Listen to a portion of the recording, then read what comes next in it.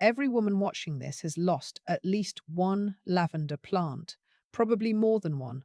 You bought it from the nursery looking perfect, that tight little mound of silver green with purple spikes and a scent that made you close your eyes right there in the parking lot. You put it in your best garden bed, the one with the good soil, the drip irrigation, the fresh bark mulch.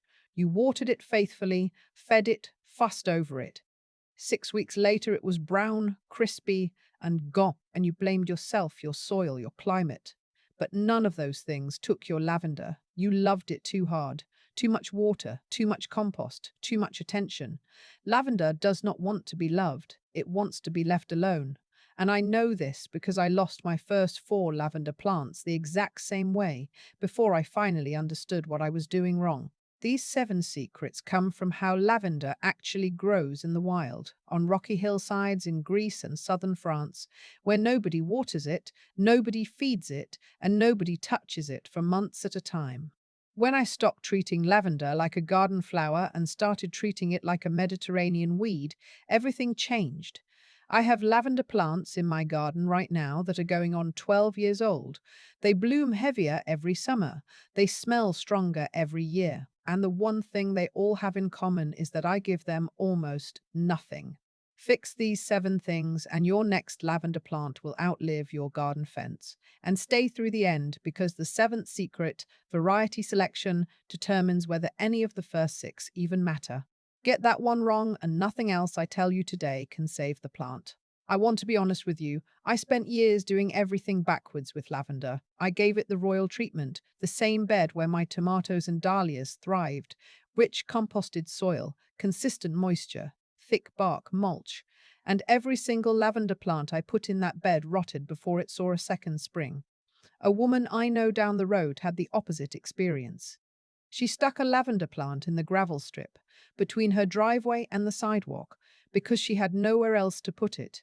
Did not water it once that entire summer. That plant is 8 years old now and the size of a bushel basket. She did everything wrong by normal gardening standards and everything right by lavender standards. That is the lesson everything comes down to. Every instinct that makes you a good gardener, rich soil, steady water, organic mulch, gentle care, is the exact wrong instinct for this one plant. The 7 secrets I am about to walk you through are 7 corrections to 7 acts of kindness that backfire. If you find this useful, I would appreciate it if you passed it along to someone whose lavender keeps dying. They need to hear this more than anyone. So let us start with the first one, and it is going to sound strange. Secret number 1. Pick the worst spot in your yard. Lavender is a Mediterranean weed in a pretty dress. In the wild, it grows out of limestone cracks, baked by sun, ignored by rain for months. So when you are looking for a place to plant lavender, stop scanning for your best garden bed. Start scanning for the spot where nothing else survives. Full sun, thin rocky soil, south-facing slope. That dead strip along the driveway where the concrete radiates heat all afternoon, that is lavender paradise. The raised edge of a retaining wall where soil dries out in an hour, ideal. The spot next to the foundation where the brick reflects heat and the soil is half rubble, put lavender there. That rich, moist, composted bed where your roses and your hostas thrive, that will finish lavender in one season, maybe faster. Minimum 6 hours of direct sun. 8 is better. If a spot gets afternoon shade, skip it entirely. Lavender needs baking heat to concentrate the essential oils that give it fragrance and keep the plant healthy. A shaded lavender is a scentless lavender, and a scentless lavender is a sick lavender. The oils are not just about fragrance, they're the plant's defense system against fungal disease and insect damage. More sun means more oil. More oil means a tougher, longer-lived, better-smelling plant. My husband thought I was joking when I pulled lavender out of the perennial border and replanted it next to the garage where the soil is basically decomposed concrete. That was 9 years ago. Those plants are still there, blooming every June and July, and the ones I left in the good bed were dead by October. Same plants, same season, same rain. The only difference was the spot. What I did not understand at the time is that concrete and brick radiate stored heat back into the plant canopy for hours after sunset. That residual warmth keeps the plant chemistry active and the crown dry through the evening, which is exactly when disease takes hold in cooler, damper garden beds. The worst spot in your yard is warm, longer, dry faster, and hostile to the diseases that kill Lavender vinifera. The plant evolved for exactly those conditions. Secret number two: build a hillside, not a flower bed. This is the soil trick that determines whether your lavender lives 1 year or 15. Here is what you do: dig the planting hole twice as wide as the root ball, but only as deep. Remove the native soil and throw away half of it. I mean that literally. Put it in the wheelbarrow and dump it somewhere else. Replace that half with coarse builder's sand or horticultural grit. Not play sand, not perlite. The chunky, gritty, angular stuff that water flies through like it is not even there. Mix it thoroughly with the remaining native soil. Then, and this is the part most people skip, build a small mound. Plant the lavender on top of a raised hump, 2 to 3 inches above the surrounding ground level. Water runs away from the crown instead of pooling around it. This mound is the difference between a plant that lives 15 years and one that rots its first winter. Lavender does not die of thirst. It drowns, even in summer, even in what feels like dry weather. The roots need air more than they need water, and when the crown of the plant sits in moisture for even a few days, fungal rot moves in at the soil line and kills the plant from the inside out. You will not see it until the whole thing collapses. If you have clay soil, add even more grit, up to 70% grit to 30% native soil. If someone told you to add compost or manure to the lavender bed, stop immediately. Rich soil makes lavender leggy, floppy, and disease-prone. It produces fewer flowers and weaker fragrance because the aromatic compounds concentrate when the plant is stressed. You want it a little bit hungry, a little bit dry, and a little bit uncomfortable. That is when it performs. Now, there is a secret coming at number 4 that nobody talks about. The thing that is actively killing lavender in gardens right now, even when the soil and watering are perfect. And it is something you are probably doing to every plant in your yard without thinking twice. I will get to that. But first, the watering rule. Secret number 3, the watering rule that saves every plant. Stop watering your lavender almost entirely. I know what that sounds like. I know it goes against everything you feel when you look at a plant and see wilting or yellowing lower leaves, or that sad grey cast that makes you reach for the hose. But those symptoms are signs of overwatering 9 times out of 10, not thirst. The opposite of thirst. The plant is drowning and asking you to stop, and it looks so much like a thirsty plant that most gardeners give it more of the thing that is killing it. Here is the schedule that works. First 2 to 3 weeks after planting, water deeply once a week to help roots establish. Just enough to settle the soil around the root ball and push the roots outward into that grit mix you built. After that, water only when there has been no rain for 2 to 3 weeks and the soil 2 inches down is bone dry. Stick your finger in the soil. If you feel any moisture at all, put the hose down. When you do water, soak the area once deeply, then let it dry out completely before you even think about water again. In winter, zero water. None. Not even if it's been dry for a month. Wet roots plus cold soil is the number 1 killer of established lavender in American gardens. Your plant is dormant. Let it sleep dry. It has been doing this on Mediterranean hillsides for thousands of years without anyone worrying about it. For container lavender, used terracotta pots only, never plastic, never glazed ceramic. Terracotta breathes and pulls excess moisture out of the soil through the pot walls. Drill extra drainage holes if the pot has only one, and throw the saucer away. A saucer under a lavender pot is a death sentence. Every drop of water that sits in that saucer wicks back up into the root zone and keeps the soil wet at the bottom, where you cannot see it and the roots cannot escape it. I learned the container lesson the hard way. I had a beautiful hitchcut in a blue glazed pot on my back patio. Looked gorgeous. I watered it sparingly, thought I was doing everything right, but that glazed pot held moisture like a sealed jar. 6 months in, the roots were black mush when I tipped it out. Now every container lavender I own sits in cheap terracotta with 3 drainage holes and nothing underneath. Not one has died since. We have fixed where it lives, what it sits in, and how much water it gets. Those first 3 secrets keep the plant breathing. But the thing that takes down most lavender happens after planting, after you have the watering figured out, after the soil is right. It is the thing you do to every other plant in your garden without thinking. And I promise you, if you have lost lavender that seemed healthy but suddenly collapsed, this is probably why. Secret number 4, and this one catches people off guard. Gravel mulch. Never wood mulch. Never would. Most gardeners mulch everything with shredded bark or wood chips. I do it myself for my perennial borders and my shrub beds. It holds moisture, suppresses weeds, feeds the soil as it breaks down. For almost every plant in your garden, organic mulch is a good thing. For lavender, it is a slow-acting poison. Organic mulch holds moisture against the crown of the plant and creates the exact warm, damp, airless conditions where rot thrives. In humid climates especially, wood mulch around lavender is an invitation for the plant to fail. And this is the secret that most lavender advice leaves out entirely. They tell you about drainage. They tell you about watering. They never mention that the 3 inches of bark mulch you spread around the base every spring is undoing all of that work. Replace all organic mulch within 12 inches of every lavender plant with pea gravel, crushed stone, or decomposed granite. A 1 to 2 inch layer of gravel around the base does 4 things at the same time. It reflects heat up into the plant canopy, which intensifies fragrance production and gives you a more aromatic plant. It prevents soil from splashing onto lower leaves during rain, which is one of the primary ways disease reaches the foliage. It keeps the crown dry by allowing air to circulate freely at soil level, and it suppresses weeds without holding a single drop of moisture.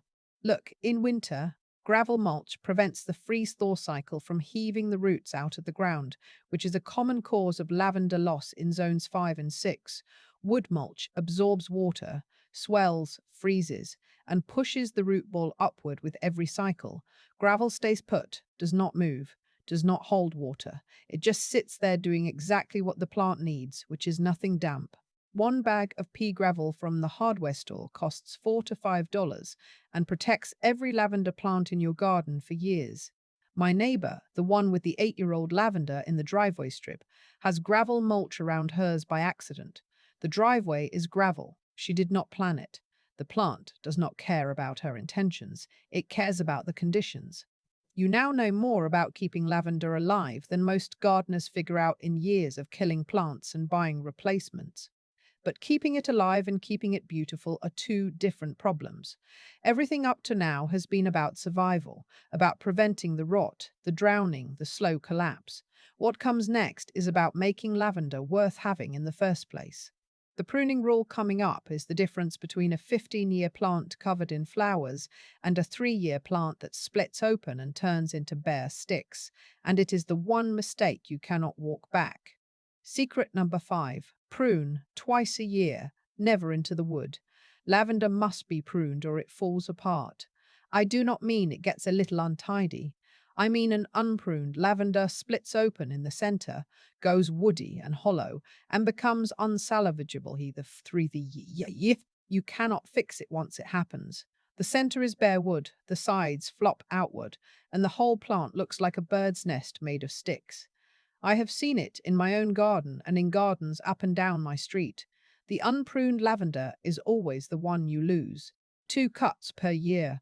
Timing matters enormously. The first cut happens in early spring, just as new green growth pushes out of the grey stems. Shape the entire plant into a tight dome by removing about 1/3 of the green growth, not a light trim. A real sculptural cut that feels aggressive when you are doing it. You are creating the shape the plant will hold for the entire growing season. Think of a rounded cushion. That is the shape you want. The second cut comes right after flowering finishes, usually late summer or very early fall, depending on your zone. Cut back harder this time. Remove the spent flower stems plus another inch or 2 of green growth below them, shaping the dome again. This second cut is what keeps the plant compact going into winter. It prevents long leggy stems from catching snow and ice and splitting the plant apart. And here is the thing. This is the rule that saves the plant. Never cut into the bare brown woody stems at the base. Lavender wood does not regenerate. Unlike roses, unlike hydrangeas, unlike most shrubs you have ever pruned, if you cut into bare wood, that branch is dead permanently. The plant will never fill back in from a woodcut to rent. There is no dormant bud hiding in there waiting to sprout. Once you cut into brown, that section is gone forever. Always leave at least 1 inch of green growth above the woody base. Use sharp bypass pruners, not anvil pruners. Anvil blades crush the stems and leave ragged wounds that invite disease into the exposed tissue. Bypass blades make a clean slicing cut that heals quickly. Wipe the blades with rubbing alcohol between plants if you are pruning more than one, because disease travels on dirty tools, and you can pass it from a sick plant to a healthy one without ever knowing it. Now, once you have mastered pruning, the next question is harvesting. And I want to talk about this because the timing of your harvest determines whether your dried lavender smells for 12 months or loses its scent in 2 weeks. Most people harvest too late and they do not know it until their sachets are sitting in a drawer, smelling like nothing. Secret number 6: harvest at the right moment for maximum fragrance. Most people cut lavender after the flowers have fully opened and started fading. I did this for years. It looks so beautiful at full bloom that cutting earlier feels wrong, like you are taking something away before it is finished. But by the time those flowers are fully open, the essential oil content has already peaked and begun declining. The stems are weaker, the dried flowers shatter and drop everywhere. You end up with bare stems and a pile of tiny purple bits on your counter. The correct harvest window is earlier than you think. Cut stems when the lowest 1/3 of the flower spike has opened, but the top 2/3 are still in bud. At this stage, the oil concentration is at its maximum. The color holds better during drying. The flowers stay attached to the stem instead of crumbling off at the slightest touch. And the fragrance lasts months longer in sachets, bouquets, and drawer bundles. Cut stems 12 to 14 inches long in the morning after the dew has dried, but before the afternoon heat pushes the volatile oils out of the flowers and into the air. Bundle 8 to 10 stems together with a rubber band, not string, because the stems shrink as they dry and string goes slack and your bundle falls apart on the floor.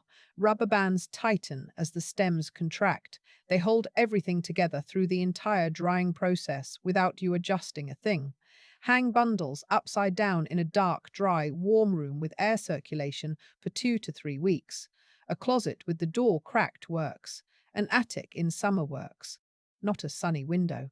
Direct sunlight during drying fades the purple to grey and cooks off the very oils you are trying to preserve. A properly harvested and dried lavender bundle retains fragrance for 12 to 18 months. A friend of mine who taught me this timing trick tucks them in linen drawers, closets, and under pillows.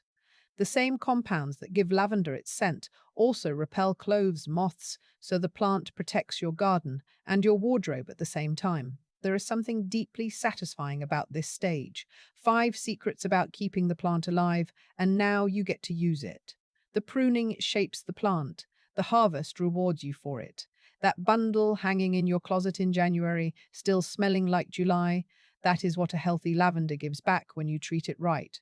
And when you walk past the plant in February, bare grey stems against the gravel, it looks like nothing. It looks forgotten. But underneath those stems, the root crown is alive and waiting.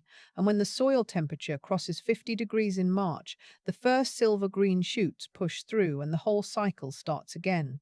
That February plant that looks dead is the same one that will be covered in purple spikes by June. Patience with lavender always pays. 6 secrets down, but none of them matter if you bought the wrong variety. And most nurseries sell the one that looks prettiest on the shelf, not the one that survives your climate. This last secret retroactively determines whether everything you just learned will work or whether you are fighting a losing battle from the day you bring the plant home. Secret number 7: buy the right variety for where you actually live. 3 groups. You need to know all 3, and you need to walk into the nursery knowing which one fits your zone before you get distracted by whatever is in bloom on the display table. English lavender, Lavandula angustifolia, with varieties like Munstead, Hidecote, and Phenomenal, is the most cold-hardy group. Survives zones 5 through 8 reliably. Some varieties push into zone 4 with good drainage and gravel mulch. The most fragrant group for culinary use, sachets, and baking. Compact, tidy plants, 12 to 24 inches tall. Best choice if you have cold winters with real snow and frost. It struggles in heavy humidity, though. If you're in the Gulf Coast states or the deep southeast where summer air sits thick and wet for months, skip this group entirely. It will rot, no matter how perfectly you do everything else. French and Spanish lavender, Lavandula stoiches. These are the varieties with the distinctive rabbit ear petal tips on top of the flower spike. Gorgeous, dramatic, and tender. They cannot handle frost. Perennial only in zones 8 through 11. If you live anywhere with freezing winters, treat these as annuals or grow them in containers that you bring inside before the first hard freeze. They are the ones that sell the most at nurseries because those little ears catch your eye from across the garden centre. But beauty is not survival. Look, Lavendin, Lavandula X intermedia, the hybrids like Groktrabt. These are the big, robust workhorses used in commercial lavender fields across France and increasingly across the American West. Larger plants, sometimes reaching 3 feet across, with bigger flower spikes on longer stems, and they handle heat and moderate humidity better than English lavender. Zones 5 through 9. For most American gardeners who are not in extreme cold or extreme humidity, Lavendin is the smartest first purchase because it forgives more beginner mistakes than either parent species. The margin for error on watering and soil is wider. The plants are tougher. They bounce back from a bad winter or an accidental overwatering in a way that English lavender simply will not. If you are in zones 6 through 8 with summer humidity, and you have been struggling with lavender dying, there is one specific variety I want you to look for. Phenomenal. It is a newer English-type variety specifically bred for humidity tolerance. It handles the wet summers of the mid-Atlantic and the upper South better than any lavender I have grown. My sister in Virginia lost 3 English lavender plants in 2 years. She planted Phenomenal in the same spot with the same soil amendments I described earlier. That plant is in its 4th summer now and looks better each year. If humidity has been your problem, that is the single best variety available.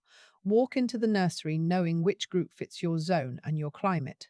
Do not buy French lavender because it is beautiful if you live where it cannot survive January. I have watched people fall in love with stoiches at the garden centre. Spend $15 on a gorgeous plant with those little purple ears, bring it home and lose it to the first frost. Know before you go. One more thing about varieties and placement.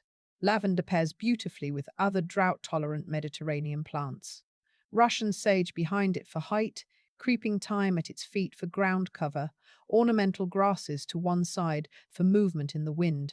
These companions share the same demands: full sun, lean soil, infrequent water, so the entire bed thrives on the same dry, spare conditions. You build one low-maintenance corner and every plant in it reinforces the conditions the others need. So, 7 secrets. And every single one of them was about doing less, not more. Worse soil, not better. Less water, not more. Gravel instead of wood mulch, no compost, no fertilize.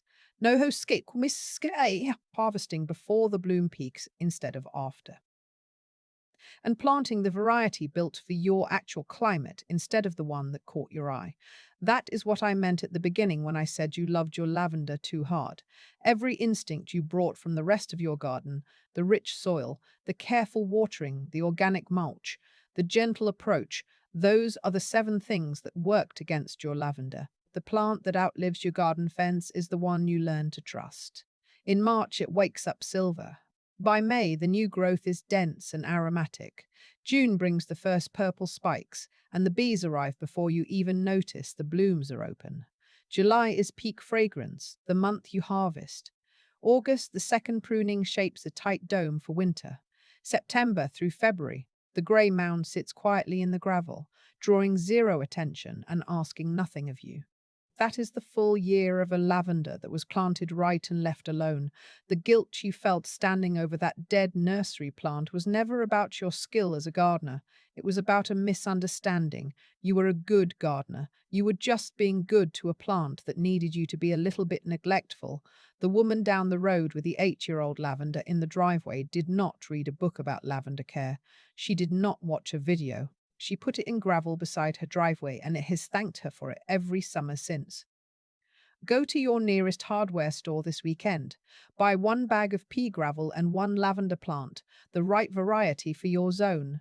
Plant it in the worst spot you have, the hot one, the dry one, the one where nothing else has worked.